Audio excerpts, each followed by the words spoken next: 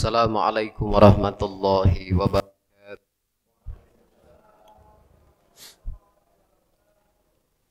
Alhamdulillahi rabbil alamin.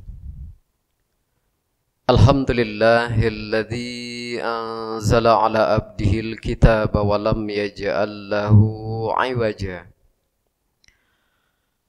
Alhamdulillahilladzi arsala rasulahu bil huda wa dinil haqq lisirahu ala dini kullihi walau karihal musyrikun. Asyhadu an la ilaha illallah wahdahu la syarikalah wa asyhadu anna Muhammadan abduhu wa rasuluh. Allahumma salli wa sallim wa barik ala Muhammad wa ala alihi wa sahbihi ajma'in. Ya ayyuhalladzina amanu ittaqullaha haqqa tuqatih wa la tamutunna illa wa antum muslimun. Ya arhamar rahimin irhamna ya zal jalali wal ikram. Alhamdulillah, mari kita panjatkan puji dan syukur kehadirat Allah Subhanahu wa taala. Pada hari ini Allah masih memberikan pada kita semua nikmat, limpahan nikmat, curahan nikmat yang selalu Allah limpahkan pada kita semua. Semoga kita bisa memanfaatkan nikmat-nikmat yang telah Allah berikan ini. Semoga dengan nikmat-nikmat ini semakin membuat kita dekat pada Allah. Semoga dengan nikmat-nikmat ini semakin membuat kita pandai bersyukur kepada Allah. Dengan kita bertakwa kepada Allah, melaksanakan segala apa-apa yang telah Allah dan Rasulnya perintahkan dan menjauhi segala apa-apa yang telah Allah dan Rasulnya larang. Salawat teriring salam mari kita persembahkan kepada junjungan kita Nabi Allah Muhammad sallallahu alaihi wasallam, pada keluarga, kerabat dan sampai pengikut akhir zaman. Semoga kita, keluarga besar kita, keturunan kita menjadi pengikutnya sampai akhir hayat hidup kita. Semoga kita semua kelak mendapatkan surga Allah Subhanahu wa taala. Semoga kita semua yang hadir sehat walafiat. Kalau di antara kita, orang tua kita, keluarga kita, saudara kita ada yang sakit, semoga Allah angkat penyakitnya. Allah kabulkan doanya, Allah kabulkan hajatnya. Semoga Allah berkenan menerima semua amal-amal kita. Semoga Allah membuka hati kita semuanya, hati orang tua kita, suami, istri, anak, keluarga kita. Semoga Allah memberikan hidayah. Semoga Allah mudahkan kita untuk menerima hidayah Allah. Allah mudahkan kita membaca Quran. Allah mudahkan kita memahami Quran. Allah mudahkan kita mengamalkan Quran. Allah mudahkan kita menghafal Quran. Allah mudahkan kita mengajarkan Quran. Semoga kita semua istiqomah dalam kebaikan. Semoga Allah memberikan ilmu yang berkah pada kita semua. Ilmu yang semakin membuat kita dekat, taat, patuh kepada Allah Subhanahu wa taala. Yang terhormat Pak Haji, semoga sehat, berkah selalu, serta keluarga besar.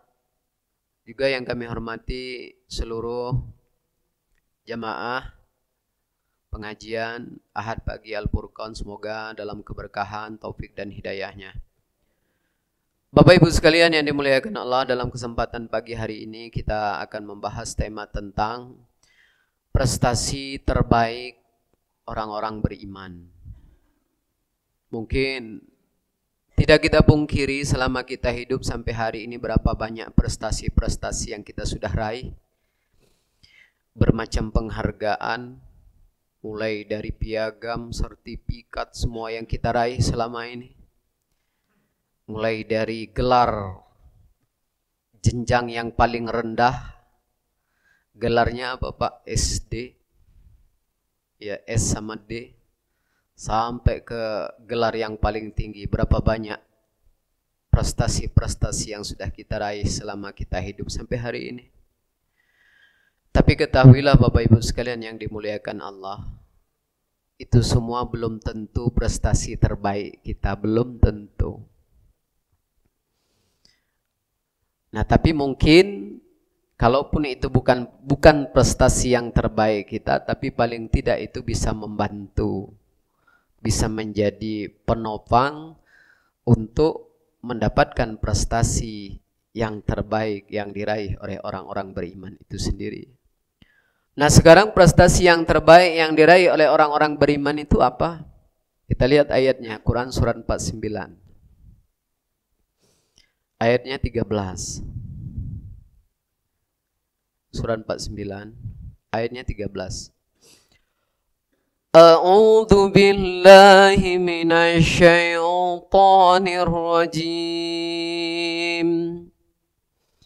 Bismillahirrahmanirrahim. Ya ayyuhan nasu inna khalaqnakum min zakarin wa unsa waja'alnakum syu'uban wa qabaila lita'arafu inna akramakum indallahi atqakum innallaha alimun khabir.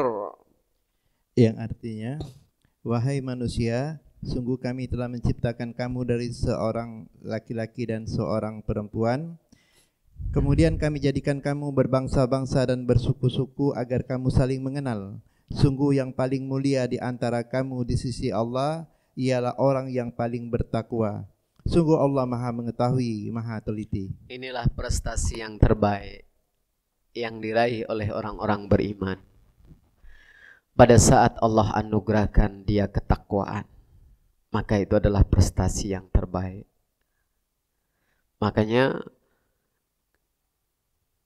yang sudah kita raih selama kita hidup ini, ya mungkin itu bisa membantu menjadi wasilah untuk mendapatkan prestasi yang terbaik, yaitu takwa.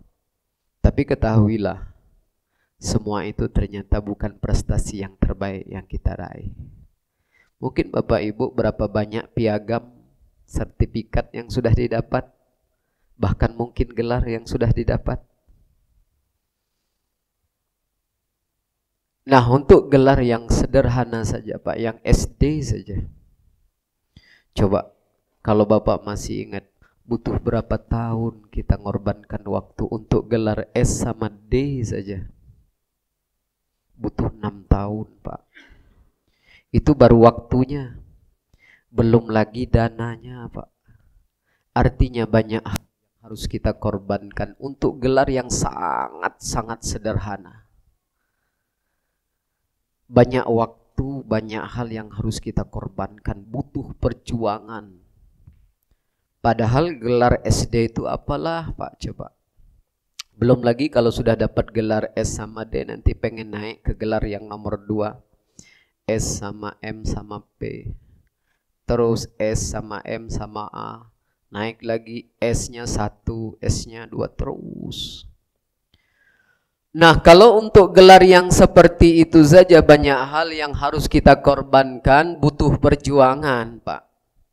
Apalagi gelar yang satu ini, ya kan? Apalagi gelar yang satu.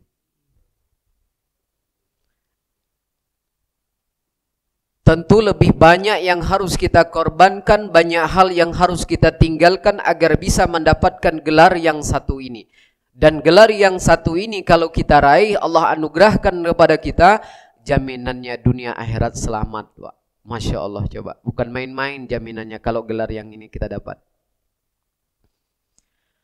Nah, makanya di dalam ayat ini seruan Allah kepada semua manusia, wahai manusia, Allah ingatkan, kamu itu Allah katakan Allah ciptakan dari satu.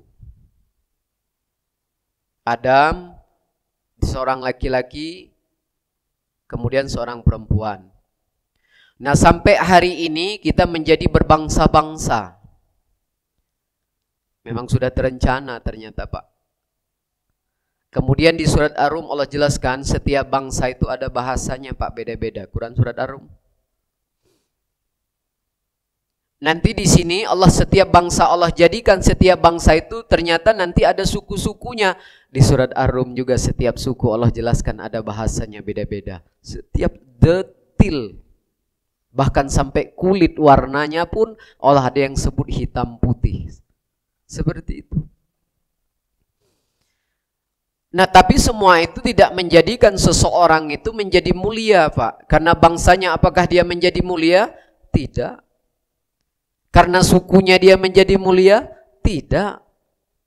Karena nasabnya mungkin? Apakah dia menjadi mulia? Jawabannya tidak. Dan ini menjadi bantahan yang suka menjadikan nasabnya menjadikan dirinya mulia. Padahal nasab tidak menjadikan seseorang itu mulia di hadapan Allah. Cukup dengan ayat ini aja bantahnya. Kalau dia ngaku-ngaku nasab kami yang paling mulia katanya. Enggak. Dari ayat ini sudah dibantah. Jadi bukan semua itu yang menjadikan kita mulia di hadapan Allah. Nah, tapi siapa saja kalau dia beriman, mau bangsanya apa saja, mau sukunya apa saja, dari keturunan mana saja, kalau dia beriman, kemudian Allah anugerahkan ketakwaan, maka dialah yang paling mulia di hadapan Allah. Barometer untuk melihat orang-orang yang mulia di hadapan Allah itu ternyata dilihat dari kita yang pandai melaksanakan perintah menjauhi larangan. Hanya itu. Yang kata Nabi SAW, sesungguhnya Allah tidak melihat rupa kalian, Allah tidak melihat kedudukan kalian, Allah tidak melihat harta kalian, melainkan Allah melihat hati dan amal. Itulah yang buat kita mulia di hadapan Allah.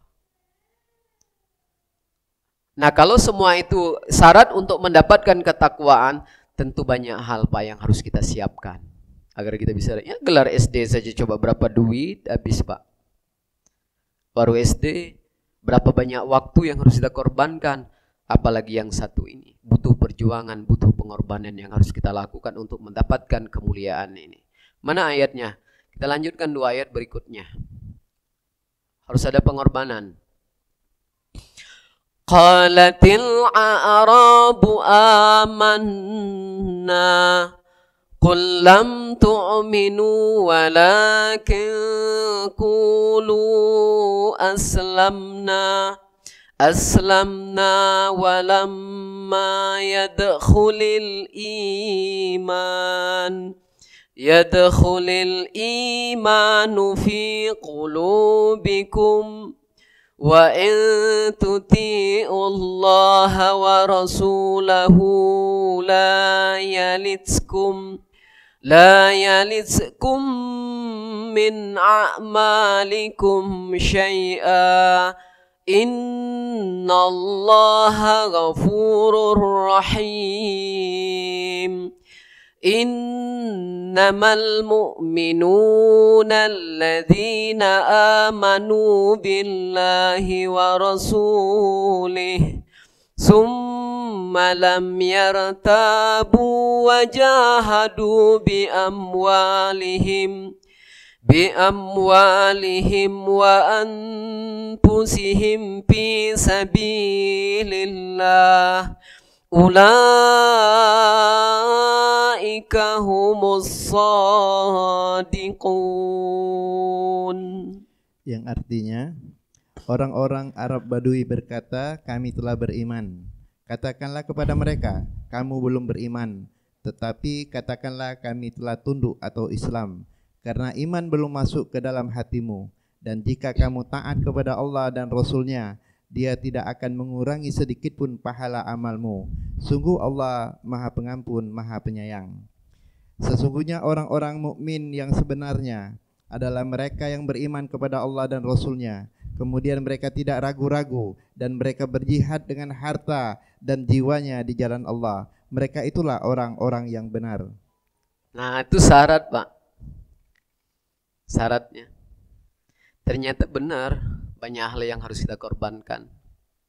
Banyak hal yang harus kita tinggalkan. Dan butuh perjuangan, kegigihan, keseriusan.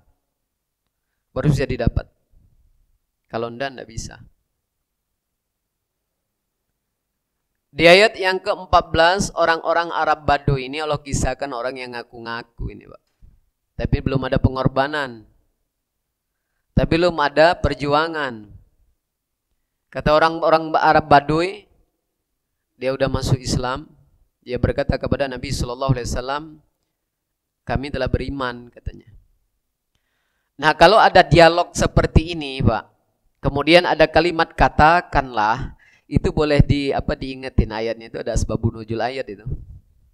Kalau ada dialog di Quran, tapi ada perintah katakanlah, itu sebenarnya ayat itu berasbabun nuzul. Makanya kebiasaan Nabi SAW kalau ditanya tentang sesuatu, itu kalau ayatnya belum ada dia tidak mau jawab, diam Nabi, tidak mau jawab.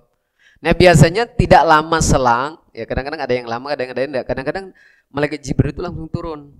Nah, yang katakanlah itu kalau dalam asbabun nuzulnya malaikat Jibril. Jadi jawabannya itu langsung dari Allah, turun ayat ini berkaitan dengan asbabun nuzulnya orang Arab Baduy yang baru masuk Islam ngaku-ngaku tapi sudah beriman. Makanya ternyata untuk naik ke derajat takwa itu ada tahapannya, Islam, iman, takwa, atau Islam, iman, ihsan. Ada tingkatannya. Nah, kalau kayak Baduy ini saja, dia mau masuk Islam, apa yang udah dikorbankannya? Akidah selama ini, Pak. Apa yang dikorbankannya? Keluarganya, saudaranya, ditinggalin. Jadi benar ada pengorbanan. Nah, tapi cuma dia udah ngaku-ngaku beriman, baru masuk Islam, dia udah ngaku beriman. Katakanlah, kamu belum beriman, kata Nabi SAW. Dijawab lagi orang Arab Baduy. Kata orang Baduy, tapi kami udah tunduk dengan Islam, udah sadat. Jawaban Nabi lagi apa? Karena imanmu belum sampai ke dalam hati. Ini pentingnya baik. Segala sesuatu itu harus sampai ke dalam hati. Segala sesuatu kalau sudah sampai ke dalam hati, dia akan mempengaruhi jiwa. Apapun itu, Pak. Apa yang kita lihat, apa yang kita, tidak usah iman, Pak. Ya, terlalu hebatlah kalau iman kita masukkan ke dalam hati. Yang lain aja, Pak, tidak usah jauh-jauh. Apa yang kita lihat, apa yang kita dengar aja. Misalnya kayak ibu bapak lagi nonton, yang didengar, yang dilihat. Ya, apa yang kita dengar, apa yang kita lihat itu masuk aja ke dalam hati kita, maka pribadi kita, jiwa kita akan merespon seperti apa yang kita lihat, apa yang kita dengar. Contoh, kita lagi nonton TV. Kita nonton TV-nya yang misalnya kisahnya yang sedih. Kita lihat, kita dengar, kita lihat, kita dengar. Itu berpengaruh itu, Pak. Itu berpengaruh kepada diri kita. Yang tadi nontonnya senang-senang, akhirnya apa?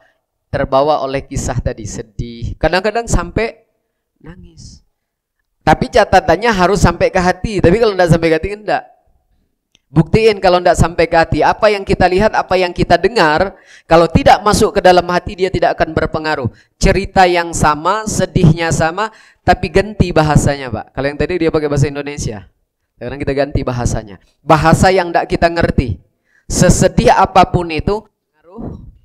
Enggak ngaruh, Pak. Makanya iman kalau udah kita pahami, dia akan berpengaruh kepada jiwa. Termasuk apa yang kita dengar akan merubah. Duduknya orang sedih nampak, Pak. Sedihnya wajah orang yang sedih itu nampak. Siapa yang sedih? Hati. Maka pentingnya sesuatu harus sampai kepada hati. Tapi kalau misalnya apa yang kita lihat, apa yang kita dengar saja bisa mempengaruhi kepribadian kita, cara duduk, tingkah laku, apalagi iman, Pak. Maka tertolaklah orang-orang yang mengaku beriman tapi hatinya belum beriman. Karena kalau ada orang yang mengaku beriman tapi hatinya belum sampai kepada imannya, belum sampai kepada hatinya, maka perilakunya dia tidak menunjukkan seperti orang yang beriman. Tidak bakal. Dia ngaku beriman tapi pribadinya tidak menunjukkan. Dia ngaku beriman, kenapa? Tapi perilakunya tidak menunjukkan seperti orang-orang yang beriman. Makanya tertolak. Nah, orang Arab Baduy ini baru syahadat udah ngaku-ngaku iman. Sedangkan syarat untuk jadi orang beriman minimal innamal mu'minuna alladzina idza dzukirallahu wajilat qulubuhum. Buktikan dengan apa? Alladzina yuqimunas sholata wa mimma razaqnahum yunfikun. Baru di ayat berikutnya, ulaika humul mu'minuna haqqan. Mereka itulah orang-orang yang beriman. Harus dibuktikan dengan apa, Pak? Minimal sholat 5 waktu dengan impak. Artinya, ada yang harus kita korbankan untuk membuktikan diri kita itu sosok seorang yang beriman. Kalau Islam hanya dengan syahadat, tapi kalau kita sudah mau menjadi orang yang beriman, minimal 2 amalan harus kita buktikan. Pertama dengan sholat 5 waktu, yang kedua dengan impak. Ini pembuktiannya. Tapi sholat yang 5 waktunya, Pak, yang paling bagus itu, sholat 5 waktunya terjaga, waktunya terjaga. Nah itu yang keren. Dan punya nilai terbaik, Pak. Kalau ada orang yang jaga sholat 5 waktu plus waktunya terjaga, dia punya nilai terbaik. Bukan lagi baik, tapi terbaik. Kenapa? Karena Nabi SAW memberikan gambaran amalan-amalan yang mendatangkan kecintaan Allah. Yang pertama apa kata Nabi SAW? Sholat awal waktu. Yang kedua bakti dengan orang tua. Yang ketiga jihad fi sabilillah. Waktu. Orang yang sholat di awal waktu. Makanya kalau kita pengen sholat, kita menjadi sholat yang terbaik. Setelah kita sholat 5 waktu dijaga, jaga waktunya. Kalau masalah kita sholat 5 waktu, ya insya Allah kita semua udah sholat 5 waktu, Pak. Tapi ada yang sholat 5 waktu, sholat zuhur udah di waktu asar, coba. Iya. Ada yang sholatnya udah 5 waktu, tapi sholat maghribnya udah mendekat-dekat waktu isya, coba. Sholatnya 5 waktu, bagus. Tapi yang terbaik itu orang yang jaga sholat dan waktu sholatnya. Nah makanya di Quran surat An-Nisa Allah sindir. Sesungguhnya sholat itu sudah ditentukan waktunya bagi orang-orang yang beriman. Artinya ada waktu yang harus kita korbankan. Sama kayak gelar S sama D tadi. Waktunya berapa lama, Pak? 6 tahun, Pak. Bukan main-main loh untuk gelar sederhana itu.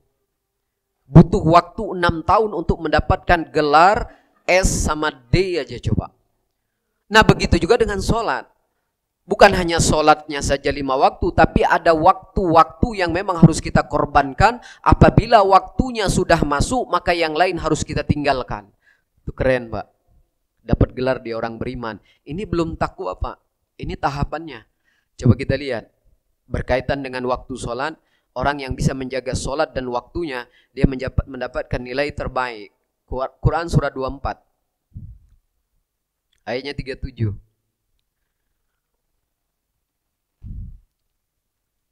Surat 24.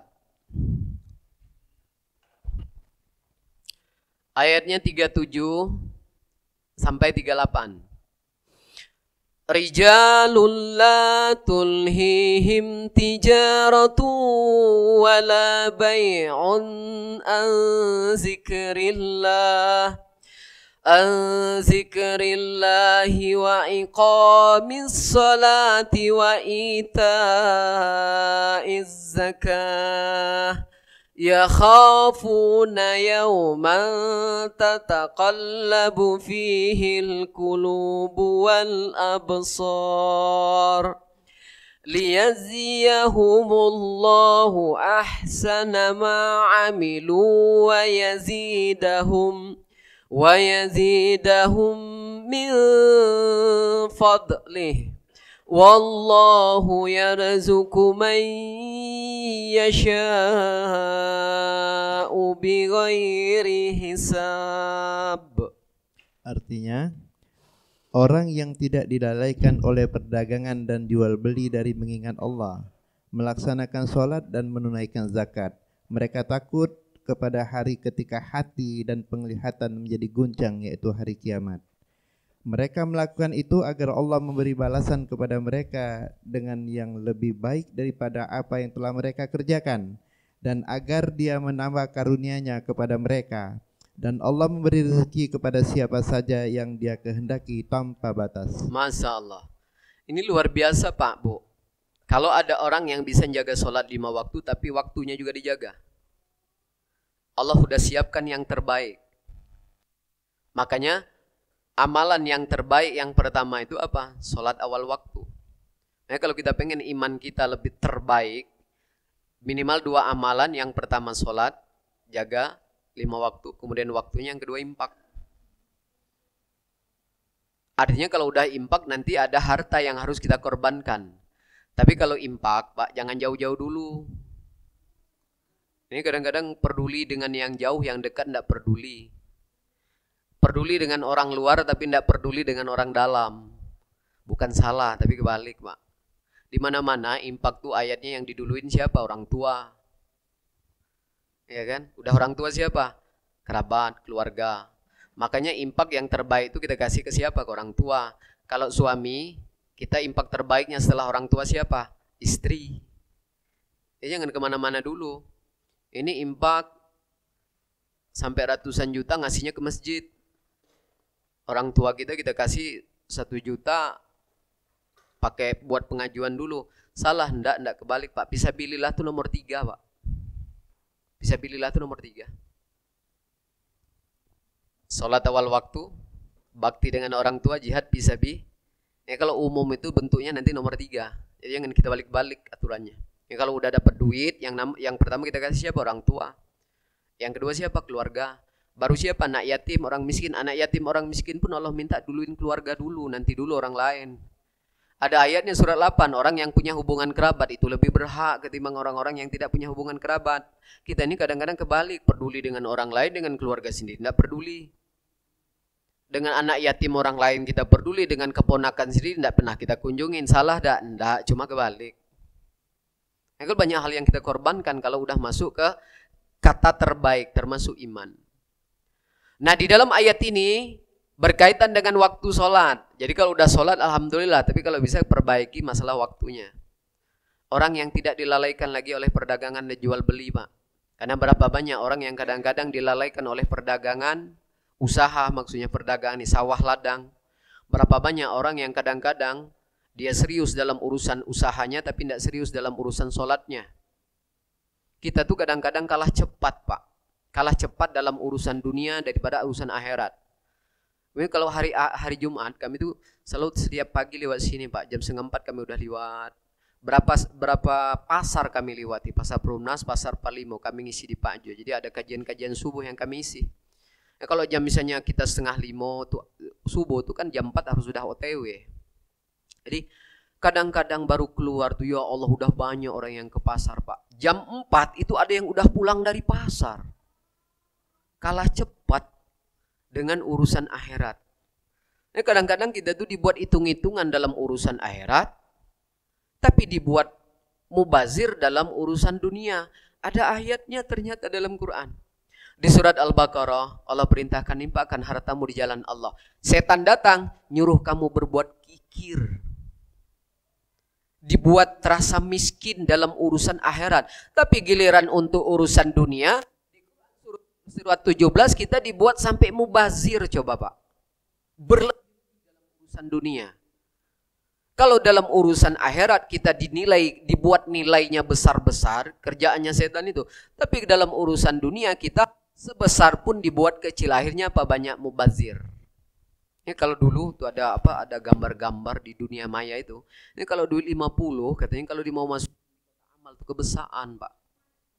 50 kalau dimasukin di kota amal itu kebesaran. Saking besarnya kadang-kadang sama orang sebelah, yuk ada tukeran ndak yuk? Ya nak nukar duit 50.000 coba. Udah ditanya mau nuker berapa, duitnya berapa? Duitnya 50, mau tuker 6 lembar pula bun. Coba, 6 lembar berapa? 10.000-nya 4, 2.000-nya 2, 2.000 tuh dimasukin. Iya nukar sampai besar 50.000 kalau untuk kota amal. Coba kalau untuk urusan dunia. Bu, ini ke pasar bawa duit 50 ya, nanti beli ini. Belilah dewe, belanjolah dewe, dapat apa? Kecil duit 50 kalau untuk urusan dunia. Itu ada ayatnya dua-dua ini, Pak. Ada surat Al-Baqarah, ada surat 17. Nah juga sama berkaitan dengan waktu sholat ini, setan tidak tinggal diam juga. Hitung-hitungan masalah waktu sholat.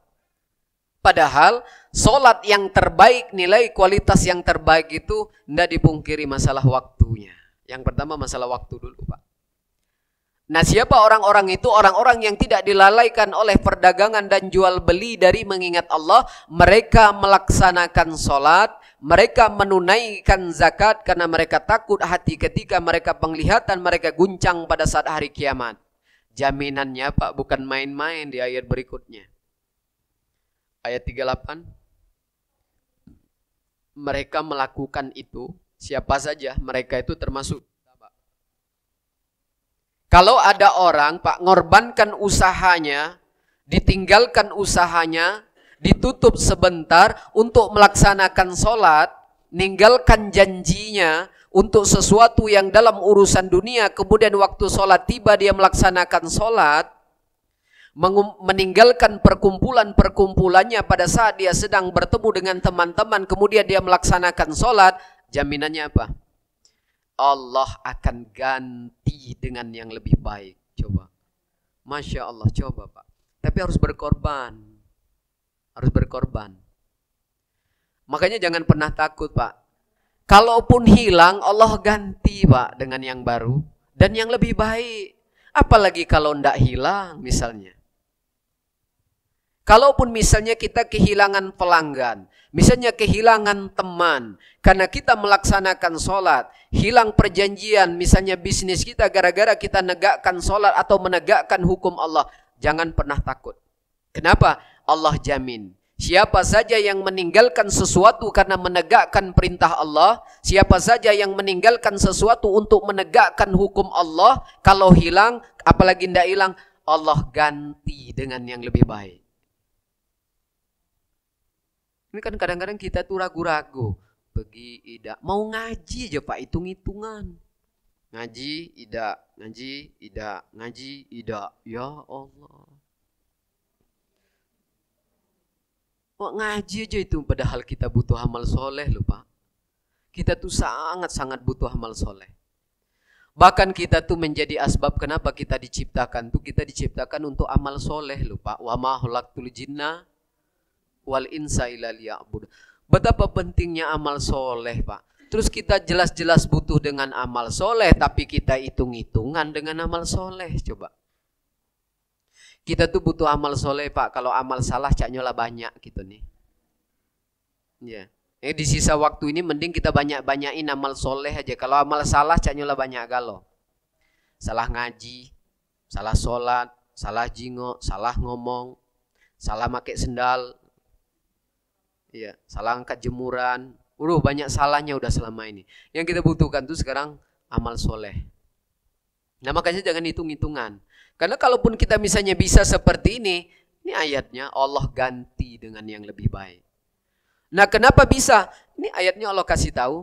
Karena Allah yang memberikan karunia. Karena Allah juga yang ngasih rezeki. Kadang-kadang takut khawatir rezeki hilang gara-gara sholat cuma sebentar. Nah makanya pengorbanan ini Pak, untuk kelas iman yang terbaik saja, amalan iman yang terbaik aja, banyak waktu yang harus kita tinggalkan. Ada waktu yang harus kita korbankan, apalagi kalau udah naik ke tingkat takwa Pak. Banyak hal lagi yang harus kita tinggalkan. Kita kembali lagi ke surat 49. Sekarang ayat yang kelima. Itu tadi kelasnya iman. Sekarang kita lihat kelasnya takwa. Kalau iman sudah sholat, minimal 5 waktu, yang kedua dia infak. Di surat 49 tadi yang ketiga, ini yang harus kita lakukan kalau kita pengen mendapatkan prestasi yang terbaik. Ayat yang ke-15-nya tadi, kan udah kita baca tadi. Kemudian setelah mereka melaksanakan sholat, mereka taat Allah taat Rasul. Di ayat yang ke-15-nya Allah ulangin lagi. Kalau yang di ayat 14 itu tingkatannya iman terbaik.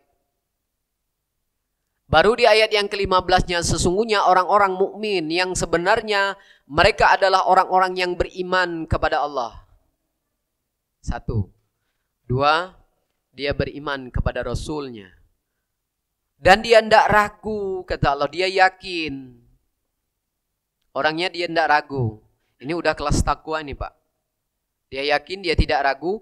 Keyakinan dia, ketidakraguan dia dibuktikan dengan apa? Jihad. Makanya sholat, bakti dengan orang tua, puncaknya Islam adalah jihad fi sabilillah. Boleh dengan apa saja jihad itu? Boleh dengan harta, boleh dengan jiwa. Tapi dalam Quran surat At-Taubah, jihad fisabilillah yang paling tinggi itu dengan harta dan jiwa. Kok bisa dengan harta ya yang paling tinggi? Karena dalam Quran surat 3, kamu tidak akan mendapatkan kebaikan sebelum kamu menafkahkan harta yang kamu cintai. Tapi ngasihnya jangan ke orang lain, Pak. Ya, ngasihnya jangan ke orang lain. Itu yang enaknya. Kita ngasihnya ke siapa? Ke orang tua kita. Siapa lagi? Ke mertua kita. Ya kan, orang tua kita itu kalau udah nikah kan 2. Siapa orang tua kita? Yang ngelahirin suami kita, yang melahirkan istri kita. Yang terbaik kasih dulu ke dia, karena nomor 2. Baru kasih ke siapa? Sedekah terbaik suami istri. Itu yang terbaik. Yang ketiga baru fisabilillah. Setelah tunaikan nomor 1, nomor 2, baru nomor 3. Dan ini juga ayatnya nomor 3 tetap. Quran hadis itu nomor 3, Pak, fisabilillah. Nah, artinya kalau di dalam ayat ini berjihad dengan harta dan jiwa di jalan Allah, mereka itulah orang-orang yang benar. Jadi kesimpulan dari beberapa yang udah kita bahas ini tidak keluar dari amal, Pak. Makanya apa yang kita lakukan selama kita hidup ini menentukan derajat kita di hadapan Allah. Karena di hadapan Allah itu punya derajat bertingkat-tingkat. Yang paling mulia dari derajat itu semua adalah derajat orang-orang yang bertakwa. Orang yang pandai melaksanakan perintah Allah dan dia juga pandai menjauhi apa saja yang dilarang oleh Allah dan Rasulnya di mana saja dia berada, cukup hanya seperti itu saja yang kita lakukan. Di mana saja. Tidak banyak syarat memang, Pak. Syaratnya tidak banyak. Cuma kayak itu, di mana saja, kapan saja, kalau ada perintah kerjakan semampunya. Tapi kalau ada yang dilarang oleh Allah dan Rasulnya, jauhin. Istiqomah ya. Udah naik dia, Pak. Akan naik kepada derajat takwa. Karena yang menentukan derajat seseorang itu adalah amal baik kita masing-masing. Bukan siapa-siapa. Bukan yang gelar-gelar kita yang kita dapat dari SD terus naik ke atas tadi, bukan. Tapi semua itu mendukung, Pak. Karena ada ayatnya dalam Quran surat Al-Qasas, carilah pahala negeri akhirat itu dengan apa yang Allah anugerahkan. Jadi apa yang dianugerahkan tuh, kalau kita bisa manfaatkan, justru dia bisa membawa, menjadi kendaraan kita untuk naik kepada derajat takwa itu sendiri. Nah, artinya amal soleh, perbuatan baik yang selama ini kita lakukan sampai ke depan itu menentukan derajat kita, menentukan ketakwaan kita kepada Allah. Kita lihat ayatnya. Quran surat 6. Ayatnya 132. Quran surat 6. Ayatnya 132. Walikullin darajatum mimma amilu wa ma rabbuka bighafilin amma ya'malun. Yang artinya, dan masing-masing orang ada tingkatannya sesuai dengan apa yang mereka kerjakan, dan Tuhanmu tidak lengah terhadap apa yang mereka kerjakan. Lakukan yang terbaik buat kita sendiri. Karena apa yang kita lakukan itu untuk kita sendiri, Pak, bukan untuk siapa-siapa. Dalam Quran beberapa ayat, salah satunya surat 17. Barang siapa yang berbuat kebaikan, maka dia sudah berbuat baik pada dirinya sendiri. Tapi barang siapa yang berbuat kejahatan, maka dosanya untuk diri kita sendiri. Kalau misalnya yang kita lakukan untuk diri kita sendiri, ngapain juga kita hitung-hitungan, Pak? Kalau kita ngaji, kalau kita sedekah, yang dapat pahalanya orang yang tidak ngaji, yang tidak sedekah, mungkin kita hitung-hitungan, ya kan? Kita yang berbuat baik, dia yang enak-enak. Kayak kita pagi ini, mungkin ada yang udah masih nyantai-nyantai lagi ngopi-ngopi di rumah. Kita yang ngaji, dia dapat pahala. Mungkin mau berangkat tadi hitung-hitungan. Jadi kalau jelas-jelas ayatnya, barang siapa yang berbuat baik, maka kebaikan untuk dirinya sendiri. Terus ngapain kita hitung-hitungan? Nak ngaji aja pakai ngitung-ngitung, pakai tulang, pergi, ida, pergi, ida, pergi, ida. Waduh, coba. Berarti hitung-hitungan dengan dirinya sendiri orang kaya itu tuh. Nah, selain yang kita lakukan untuk diri kita sendiri, dalam ayat ini Allah katakan masing-masing orang itu ada tingkatannya sesuai dengan apa yang dia lakukan. Masya Allah, Pak. Betapa pentingnya masa-masa kita di dunia ini. Sangat penting. Wajar dalam Quran surat Al-Mu'minun itu ada orang yang masuk barzah, baru masuk, pengen teriak kembali ke dunia. Coba masuk barzah, teriak-teriak pengen kembali ke dunia. Bukannya teriak-teriak pengen masuk surga, tapi teriak-teriak pengen balik ke dunia. Iya kan? Coba teriak-teriaknya masukin ke surga. Enggak, teriak-teriak minta kembali ke dunia. Pada saat hari pembangkitan juga sama, Pak. Teriak-teriak dia pengen kembali ke dunia. Udah masuk neraka pun dalam Quran surat Fatir, teriakan mereka pengen kembali ke dunia, bukan masuk surga. Nah, alhamdulillah kita masih di dunia ini. Artinya, Pak, penting walaupun sebentar kita di dunia ini, Pak. Asal bisa memaksimalkan, memanfaatkannya. Kalau bagi orang yang tidak bisa memanfaatkan, memaksimalkannya, dia akan menjadi orang-orang yang rugi selamanya. Artinya, apa yang kita lakukan, berapa jam, hari, pekan, tahun ke depan, sisa hidup kita ini, Pak, menentukan nasib kita selamanya. Wajar orang masuk barzah pengen balik lagi ke dunia. Karena kalau kita masih di dunia, Pak, kita masih bisa melakukan yang terbaik untuk diri kita sendiri. Yang terbaik. Asal kita masih di dunia. Tapi kalau kita sudah tidak di dunia ini, coba mau bisa apa lagi coba? Penting, Pak, walaupun hanya sehari dua hari di dunia ini. Nah, selain kita masih bisa melakukan yang terbaik untuk diri kita masing-masing, Pak, luar biasa orang yang masih di dunia itu, dia mampu melakukan amal baik untuk dikasihkan kepada saudara-saudara yang di barzah. Hebat enggak, Pak?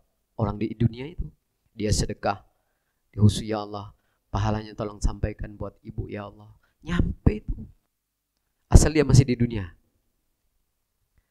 Kurang puas, pengen berbuat baik kepada seluruh orang muslim, dia bisa doa, Rabbir firli wali walidayya walil mu'minin yauma yakumul hisab. Ya Allah, Pak, bukan hanya untuk diri, bukan hanya untuk orang tua. Asal kita masih di dunia, kita masih bisa melakukan yang terbaik bahkan untuk seluruh umat muslim semuanya. Coba. Itu doa, Pak. Ya kan? Doa untuk seluruh orang beriman. Coba kita sekali-sekali kalau sedekah, ya Allah, pahalanya buat orang tua. Ya Allah, pahalanya buat suami istri yang udah di barzah. Sekali-sekali kita sedekah, ya Allah, pahalanya untuk semua orang-orang yang beriman. Subhanallah, Pak. Ini dilakukan oleh Rasulullah SAW pada saat berkurban.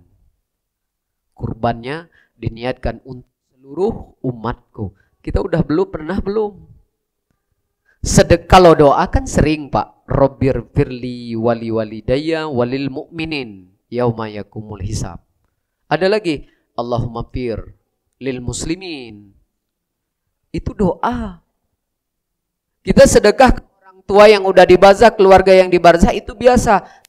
Sekali-sekali sedekah, khususkan pahalanya Allah sampaikan kepada orang-orang muslim dan muslimat yang udah wafat. Pahala untuk mereka. Masya Allah, Pak, berapa banyak pahala yang akan kembali ke kita. Kalau belum, nanti diam-diam sedekahin. Ya kan kita biasa, buat orang tua udah, buat saudara udah, muslimin muslimat, jangan doa aja, sekali-sekali sedekah. Ya, atau memang khususkan nanti kalau ada rezeki sedekahin mereka, pahalanya buat mereka. Waduh, itu, Pak. Makanya hebatnya kan kita kalau masih, asal kita masih di dunia, tapi kalau enggak di dunia, nah artinya, Pak, kita harus benar-benar memanfaatkan Artinya kita betul-betul harus memaksimalkan. Selain ini untuk tujuannya agar kita mendapatkan prestasi yang terbaik. Dan ayat ini Allah ulang loh Pak, bukan sekali, dalam banyak ayatnya. Saya tambah satu ayat lagi, kita lihat. Sama persis. Quran surat 46. Ayatnya 19.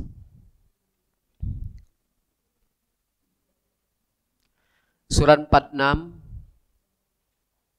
ayatnya 19. Walikullin darajatum mimma amilu waliwaffiyahum a'malahum wa hum la yuzlamun. Yang artinya, dan setiap orang memperoleh tingkatan sesuai dengan apa yang telah mereka kerjakan, dan agar Allah mencukupkan balasan perbuatan mereka dan mereka tidak diragukan. Masya Allah. Sama persis dengan ayat yang tadi Pak. Dan setiap orang itu memperoleh tingkatan sesuai dengan apa yang telah mereka kerjakan. Dan agar Allah mencukupkan balasan amal perbuatan mereka dan mereka tidak dirugikan. Karena yang menentukan derajat takwa itu tadi perbuatan kita masing-masing, Pak. Makanya Nabi SAW mengajarkan bagaimana agar kita tahu posisi derajat kita saat ini. Tapi untuk kita masing-masing, kalau untuk lihat orang lain, kawan kita sebelah, bisa tidak kita lihat? Kita pengen tahu, sekarang kan Allah punya derajat. Yang paling mulia dari derajat-derajat itu semua adalah takwa. Nah kalau kita pengen tahu, sekarang kita berada di mana posisi derajat kita, Nabi ajarkan. Karena takwa itu adalah yang paling tinggi, melaksanakan perintah menjauhi larangan, maka derajat dia sudah di derajat takwa. Kalau belum bagaimana? Ya dengan dua hal ini. Makanya Nabi SAW mengajarkan, kalau kalian ingin mengetahui bagaimana derajat kalian di hadapan Allah, di mana posisi derajat kalian di hadapan Allah, maka kata Nabi SAW, lihatlah sejauh mana kalian melakukan apa yang Allah dan Rasul perintahkan. Yang kedua, maka lihatlah sejauh mana kalian taat terhadap apa yang Allah larang dan Rasul larang. Kalau udah lihat dua ini Pak, maka kita di hadapan Allah. Karena takwa tadi. Bukan kata saya. Artinya kita taat dalam dua hal ini, Pak. Itulah derajat kita saat ini. Tapi kalau kita kerjain semua, itulah derajat kita. Untuk kita pribadi bisa, tapi kalau lihat teman kita samping kiri kan tidak bisa.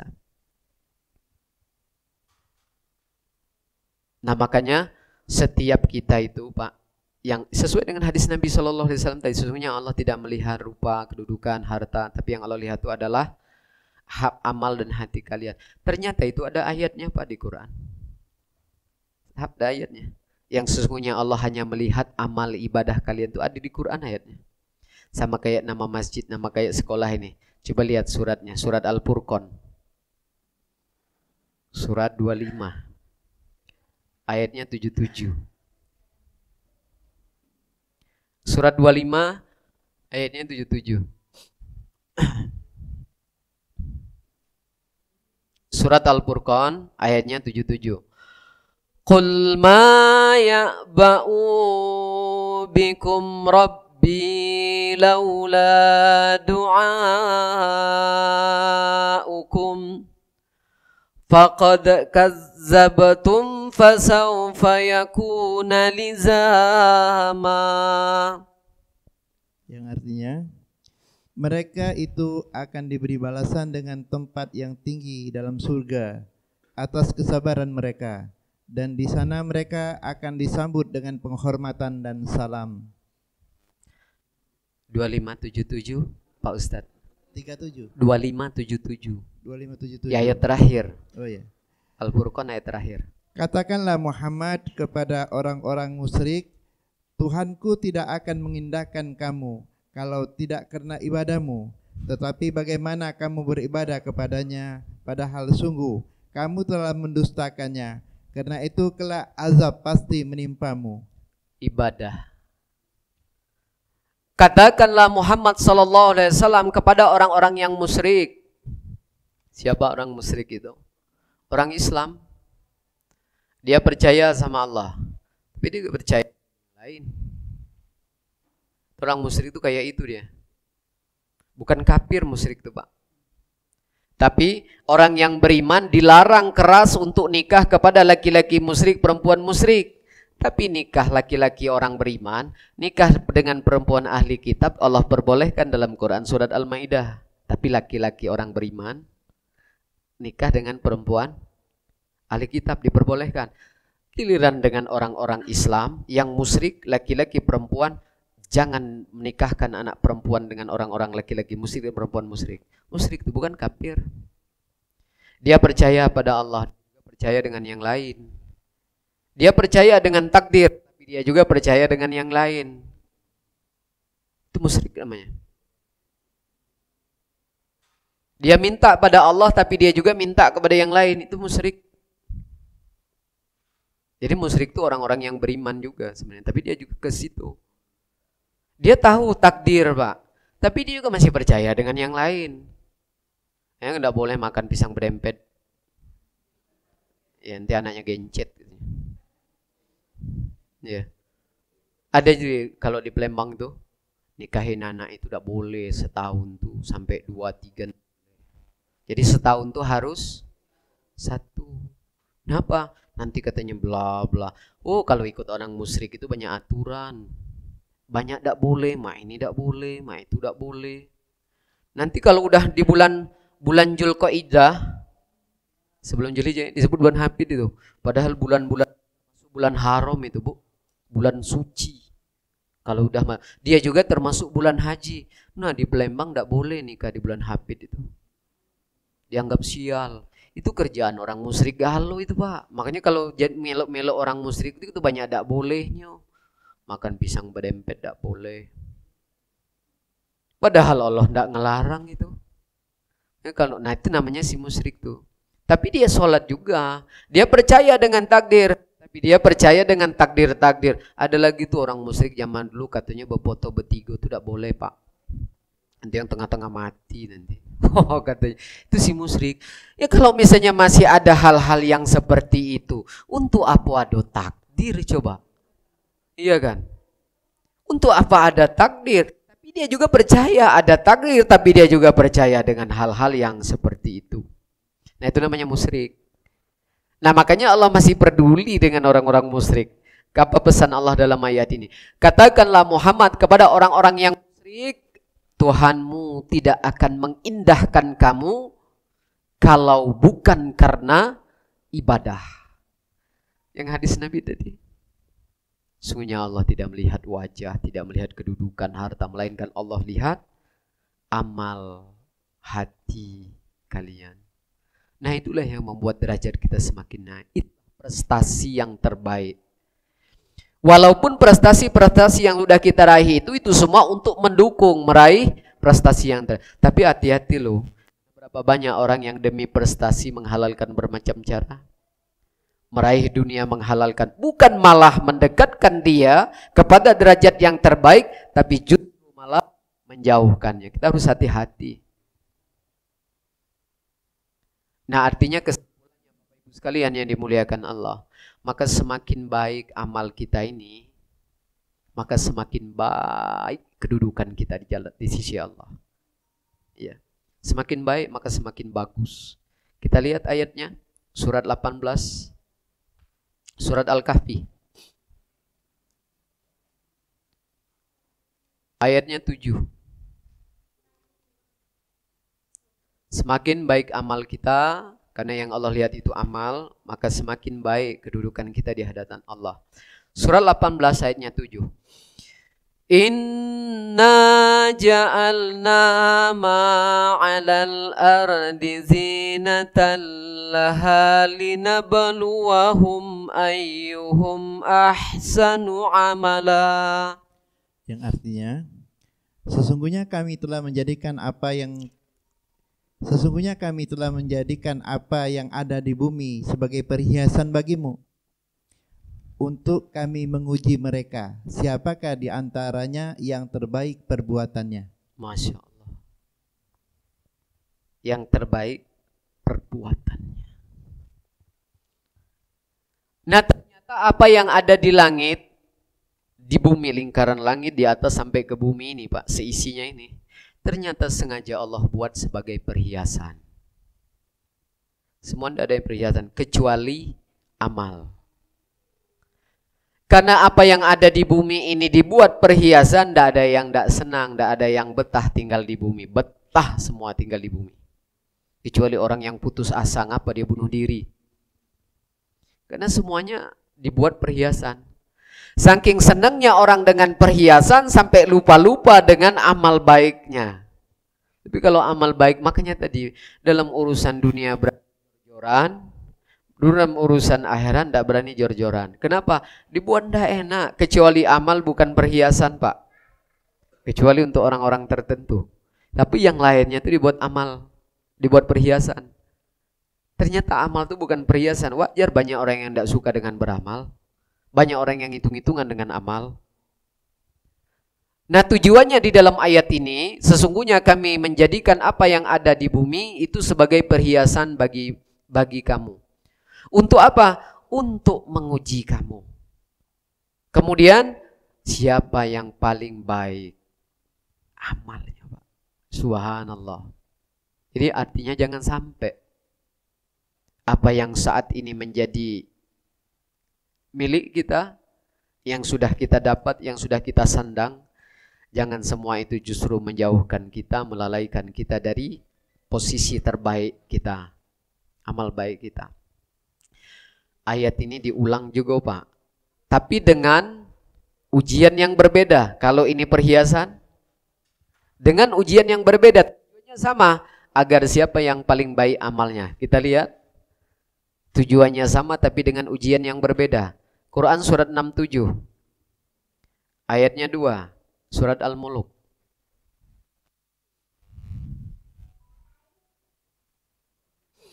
Surat 67 ayatnya yang kedua.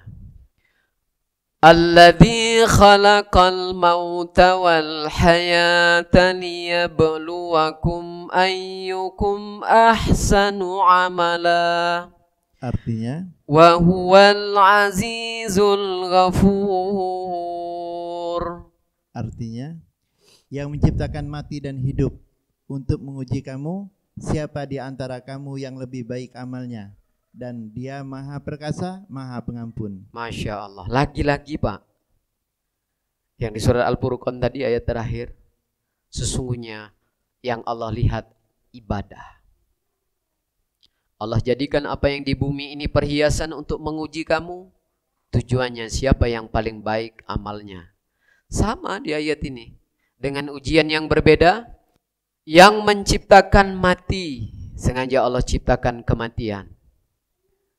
Yang menciptakan hidup, kehidupan, untuk menguji kamu.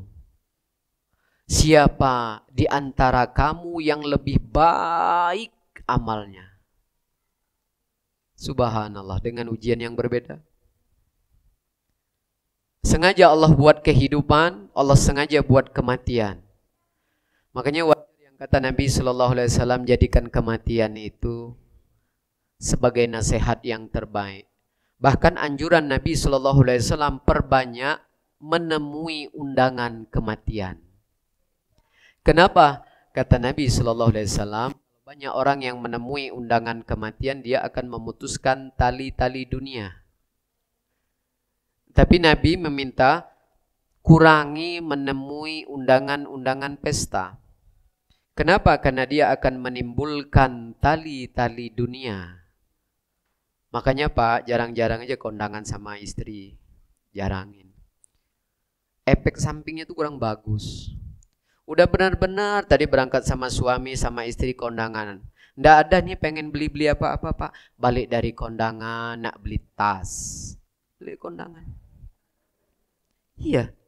Udah benar-benar tadi akor paginya Pak, berdua kondangan. Balik dari kondangan, nak ganti baju baru. Kenapa? Yang datang pakai baju baru semua. tas baru yang bagus-bagus itu Pak. Belum nanti yang besar-besar, motor baru, mobil baru. Pulang ke rumah, istri, mah, Pak, mobil kita yang lama tuh mending dijual aja tuh, ganti DP-nya. Ya Allah, kenapa? Nggak ada rencana mau beli mobil, kondangan, balik dari kondangan mau beli mobil. Kenapa? Timbul tali-tali dunia. Nah kalau istri yang udah kena kayak ini Pak, konsepnya gimana? Lakukan perintah Nabi, ajak takjiah dia. Hilang galau Pak yang nak beli sepatu baru tadi. Mau kredit hilang. Kenapa? Memutuskan tali dunia. Nah, kematian itu Pak ujian. Ujian buat siapa? Buat yang kita masih hidup. Kalau kita masih hidup ini tentu diuji terus. Kalau orang mati apalagi yang mau diuji, dia tinggal hasil. Hasil ujian selama dia hidup tuh bagus enggak? Kalau orang mati tinggal nunggu ujian. Nah, kita ini masih diuji. Kalau ada orang yang wafat itu ujian bagi orang-orang yang hidup. Untuk apa? Supaya amal kita tambah baik. Makanya harusnya dengan kita kehilangan suami, kehilangan istri, kehilangan keluarga, kehilangan teman, kehilangan tetangga dekat kita, harusnya semua itu menjadikan kita lebih baik amalnya, harusnya. Kalau dengan kehilangan orang-orang yang terdekat, kalau kehilangan dengan orang-orang yang kita sayangi, kemudian tidak menjadikan kita menjadi orang baik dalam hal beramal, mau dengan apa lagi Allah nasihatin kita Pak? Harusnya kayak itu. Kita kehilangan anak, kehilangan suami, kehilangan istri, kehilangan saudara. Harusnya semua itu menjadikan kita lebih baik amal kita kepada Allah, kepada hablum. Harusnya kayak itu. Nah, pesan ini sampai kalau kita seperti itu. Tapi kalau ada orang yang tidak seperti itu berarti tidak sampai pesan itu Pak. Karena tujuannya kayak itu. Jadi setiap segala sesuatu itu pasti ada tujuan. Nah ini gambarannya. Jadi prestasi baik itu adalah takwa. Nah sekarang kita masuk ke solusinya, baik masih ada waktu. Nah solusi untuk jadi orang takwa itu gimana? Syaratnya mudah Pak, harus sehat. Kalau tidak sehat tidak bisa Pak. Harus sehat. Satu Pak, kalau pengen jadi orang bertakwa syaratnya harus akalnya sehat Pak. Kapan tidak sehat tidak maju di wong Palembang. Tidak akan pernah masuk pelajaran agama kalau akalnya tidak sehat. Yang kedua, syarat jadi orang takwa tadi mendapatkannya harus hatinya sehat Pak. Kalau seorang tuh hatinya tidak sehat, akalnya tidak sehat, dia tidak bakal bisa. Itu syarat Pak. Bukan saya yang kasih syarat, tapi Allah yang kasih syarat. Orang kalau hatinya sudah tidak sehat, apalagi akalnya tidak sehat, nanti sukanya SMS. Apa tuh SMS? Susah melihat orang senang. Senang melihat orang susah. Tapi jiwanya sehat Pak. Iya, kalau jiwanya sehat.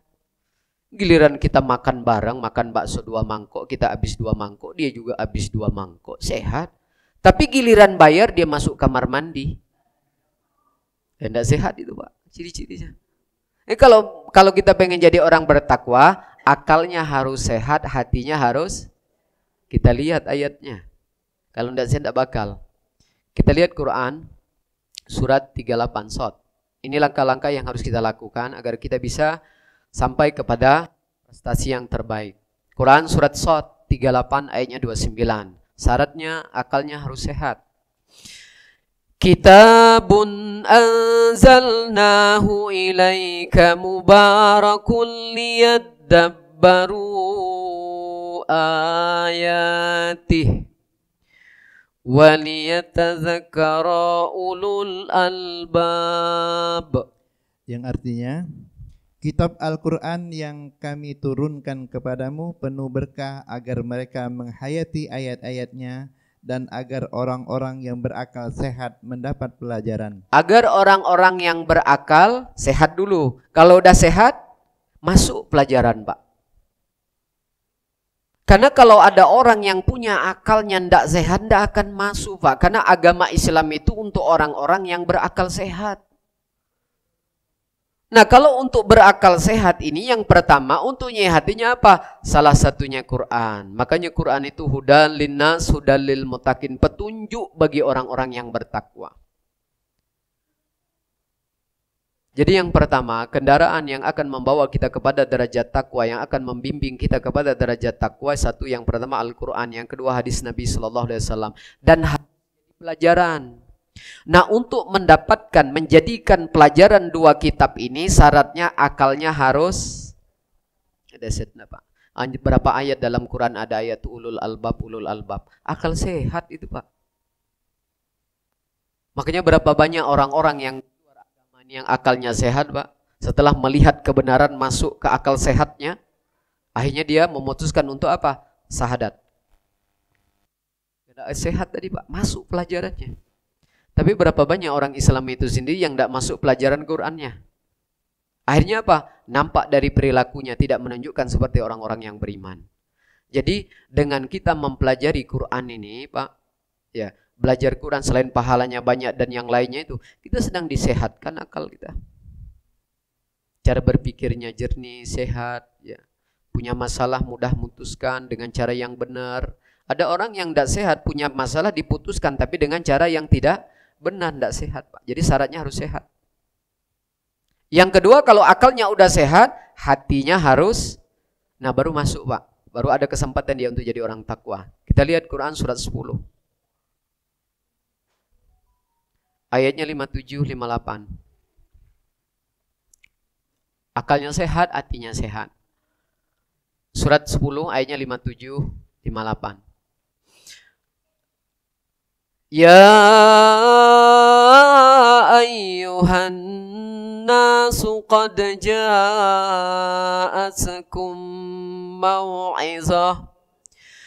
mau'izatum min rabbikum wa shifaa'un lima fis suduri wa hudaw wa rahmah wa rahmatul lil mu'minin. Qul bi fadlillah wa bi rahmatihi fa bidzalika falyafrahu huwa khairum mimma yajma'un. Artinya, wahai manusia, sungguh telah datang kepadamu pelajaran atau Al-Quran dari Tuhanmu, penyembuh bagi penyakit yang ada dalam dada dan petunjuk serta rahmat bagi orang yang beriman. Katakanlah Muhammad, dengan karunia Allah dan rahmatnya, hendaklah dengan itu mereka bergembira. Itu lebih baik daripada apa yang mereka kumpulkan. Sehat Pak di situ? Jadi dengan kita mempelajari Quran, banyak hal yang kita dapat, fadilah segala macam Pak ya. Kalau disebutkan juga berapa jam ke depan tuh udah bakal kita sebut saking banyaknya padilahnya. Nah, dari sekian banyak padilah yang akan kita dapat kalau kita mempelajari petunjuk Allah, petunjuknya hadis Nabi Sallallahu Alaihi Wasallam, kita tuh akan disehatkan akalnya. Tidak lagi SMS Pak. Orang senang kita senang, iya kan? Tidak lagi yang orang senang kita susah tuh tidak. Nah yang kedua, kalau kita mempelajari petunjuk Allah ini Pak, kita akan disehatkan hati. Bahkan Nabi Sallallahu Alaihi Wasallam pun menjamin kalau hati ini sehat Pak. Yang artinya di dalam jiwa manusia itu ada segumpal darah yang beratnya kira-kira sesuap nasi. Kalau itu baik, maka seluruhnya akan menjadi. Quran ini Pak, nyehatin akal kita, nyehatin hati. Ini ayatnya. Quran itu kalau kita pelajari dia akan menjadi penyembuh penyakit yang dalam hati.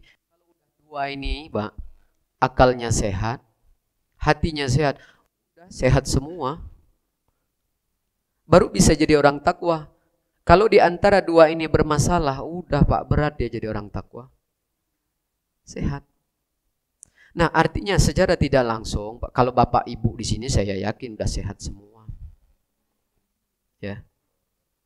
Nah, sekarang kalau kita ngaji seperti ini, ngaji petunjuk Allah itu kan, kita lagi disehatkan akalnya, kita disehatkan hatinya. Bisa dilihat enggak orang yang udah sehat apa belum tuh?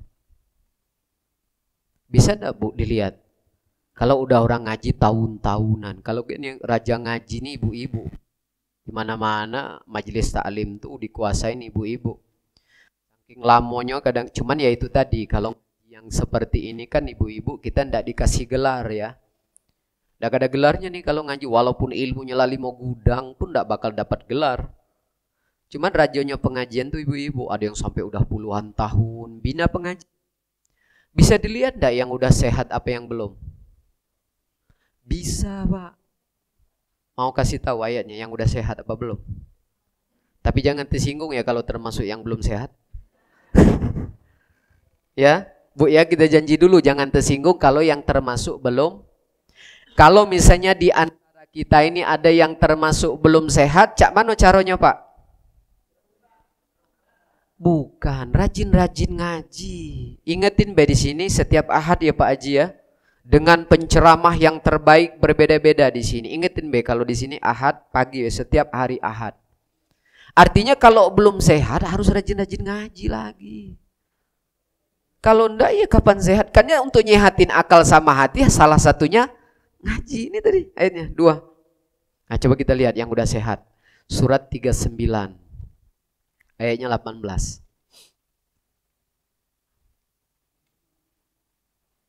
Surat ya, surat Az-Zumar.